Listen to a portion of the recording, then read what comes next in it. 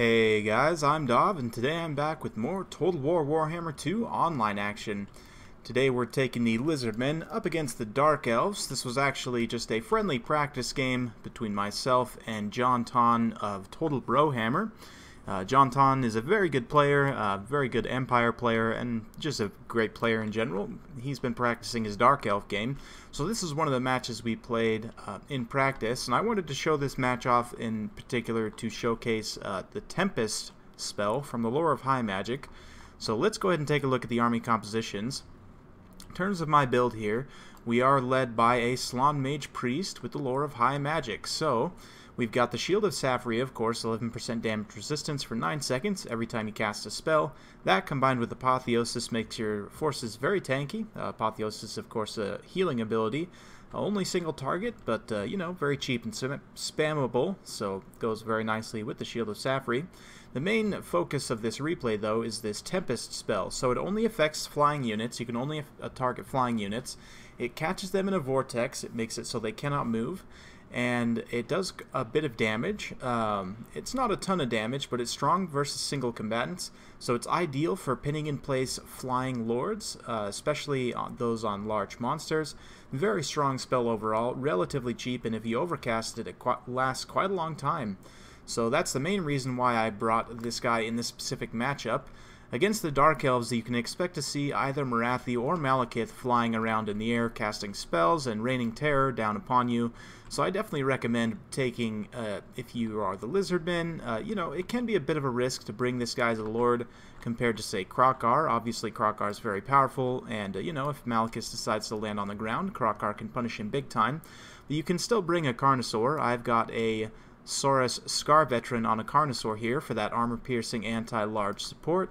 So in case Malekith does try and dive down and goon the Slaan here, we've got the Saurus Scar Veteran to help protect him.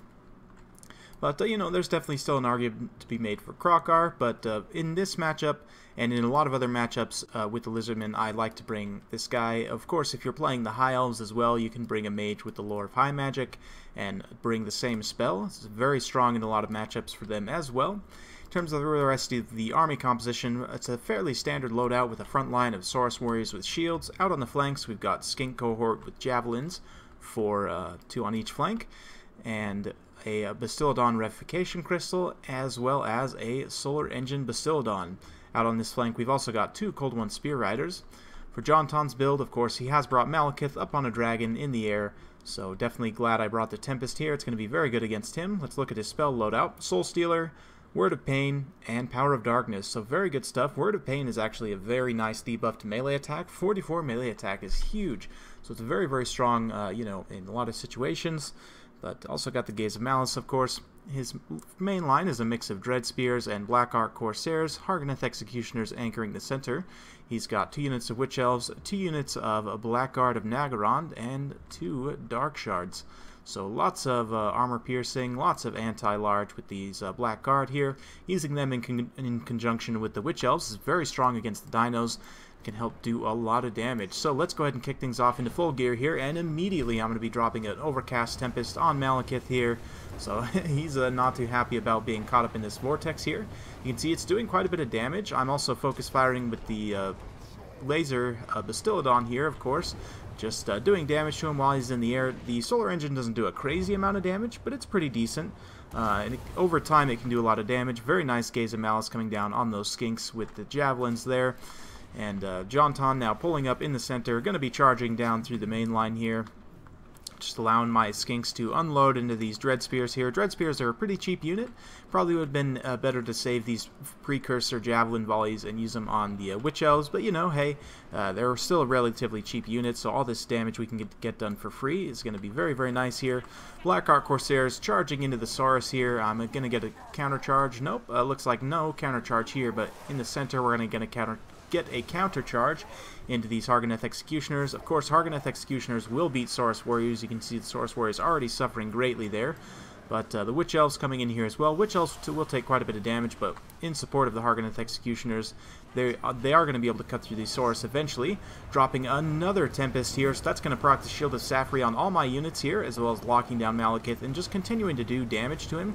He really hasn't been able to make a big impact so far on this battle, because I've just been able to isolate him and keep him up in the air, just keeping my Scar Veteran here in reserve, not wanting to dive in on any of these Witch Elves or any of those, you know, Black Art of Nagrand or anything. I'm trying to get into the back line here. We were able to compromise this unit of Dark Shards here, but I'm definitely paying the price. These Cold One Spear Riders being collapsed on by Dread Spears and Black Art of Nagrand here are going to be taking quite a bit of damage. We do have some Saurus in here for support, but it's not going to be enough. Malekith now coming down onto the ground. We're going to drop a Shield of the Old Ones at the same time as that Vortex ability there, what is it, Banishment. So that's going to do a little bit of damage here, not a whole lot, but picking up a few kills for the Slaan Mage Priest. Just continuing to fire relentlessly with that Bastiladon with the Solar Engine here. Unfortunately, my Cold One Spear Rider is being terrified away here, but we were able to compromise that one unit of Dark Shards. Meanwhile, in the center, things are getting pretty wild. A couple of my units of Saurus are suffering pretty badly. We're able to hold on this flank, though. The Skinks just inundating these Dread Spears and the Black Art Corsairs here in the center. The Revification Crystal Bastiladon is still fairly healthy, which is important. He's going to be able to drop some healing. The Scar Veteran, unfortunately, is being attacked by these Witch Elves, so he's currently enraged, but still is going to be a force to be reckoned with. We are getting a general break over on this flank. Unfortunately, the terror from Malekith is very, very strong. This is why having the Slaan Mage Priest here with that wind spell is going to be so important. And here, where I cast it, you can't cast it if he's on the ground.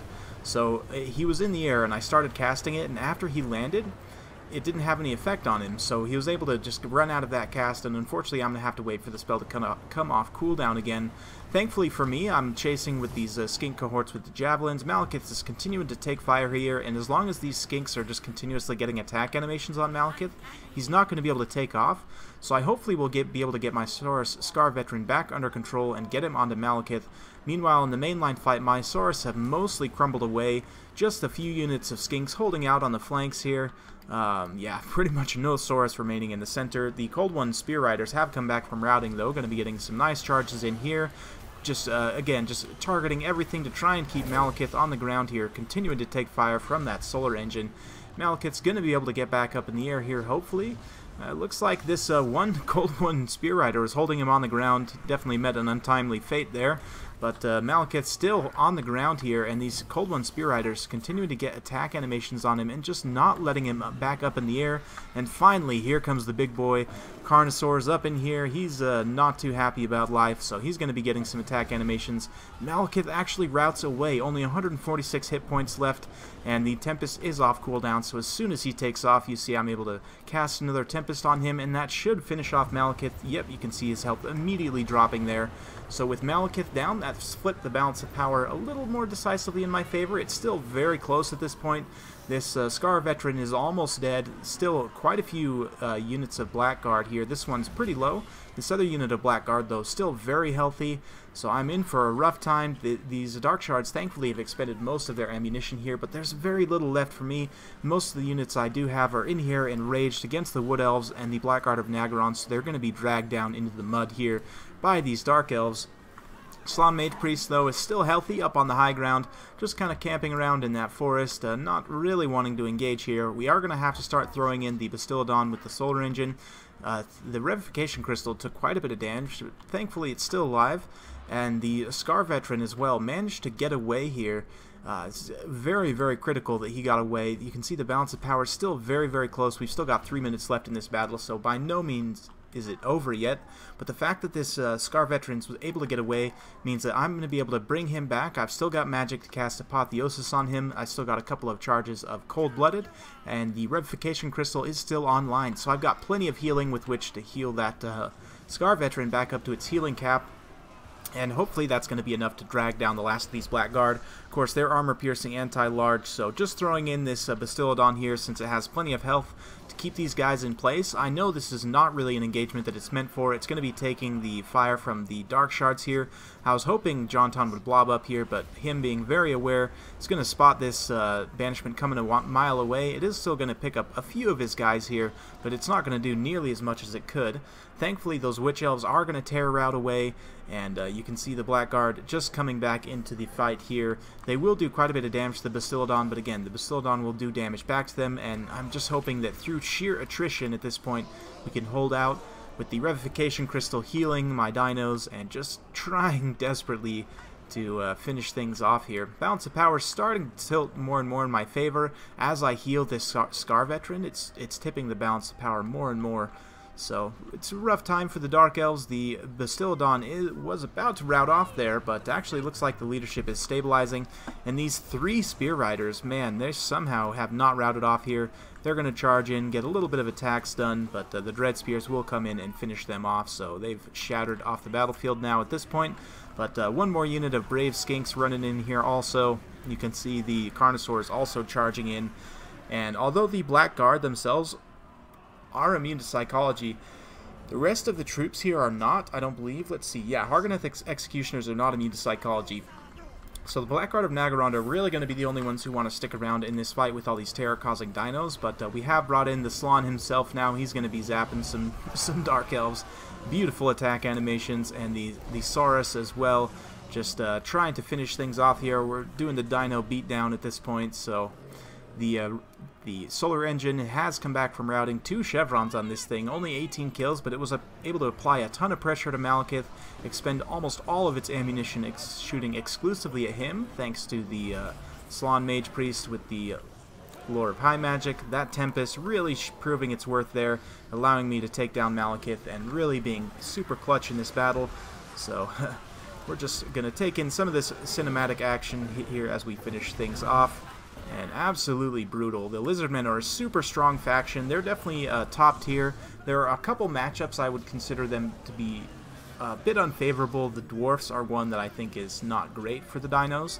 But, you know, a lot of the other matchups are close. This is one that I think is really close and very well played to Jonton. Hope you guys enjoyed watching that battle. I'll leave a link down to the Total Brohammer channel in the description below. You guys definitely go check it out. Jonton's a great player, so if you're looking for some good builds, you know, different kind of things, definitely go check his channel out. I think you'll find it very interesting. So, in terms of this battle, it was very, very close in the end, but pretty much the Slaan is the deciding factor, I think, in this battle. Having that Tempest to pin down Malekith was huge. You know, you could bring Malekith on a cold one, but it is going to make him a lot more vulnerable to Kroq-Gar. He's going to have a lot harder time escaping from Kroq-Gar potentially. So it's an interesting matchup. You know, I think there's definitely a lot of back and forth here. But let's see. 157 kills on these Hargoneth Executioners is excellent. 112 kills, 2 XP chevrons on this Blackguard, 37 and an XP chevron here, and an XP chevron on these Dark Shards. It's exactly the units you want to get the work done against the dinos. For myself, 2 XP chevrons on that Bastiladon, very, very nice work done against Malekith. The Scar Veteran as well, super clutch. Some of the Saurus Warriors did very well, 96 and 64. This one, though, is the one, I believe these two, both in the center, kind of got crushed by the Hargoneth Executioners. Skinks with the Javelins didn't get a whole lot of kills. 56 on this one is actually pretty decent for a Skink. But, you know, they're more just to hold and do some poison damage, and you just kind of hold things up on the flanks. The Cold One Spear Riders did get a lot of kills, but not really cost effective. I didn't use them super well, and well played to Jonton in kind of isolating them and collapsing with those anti-large troops when I was able to get into his backline. But hope you guys enjoyed watching that battle. Definitely look out for that that spell, Tempest. If you plan on bringing flying units against the High Elves or the Lizardmen, be aware. That spell is a big danger, and you have to be able to, you know, plan accordingly. So, hope you guys enjoyed watching. If you like this kind of content, like and subscribe. I'm keeping it coming with more Total War Warhammer 2 content every single day, so stay tuned for more, and we'll see you next time.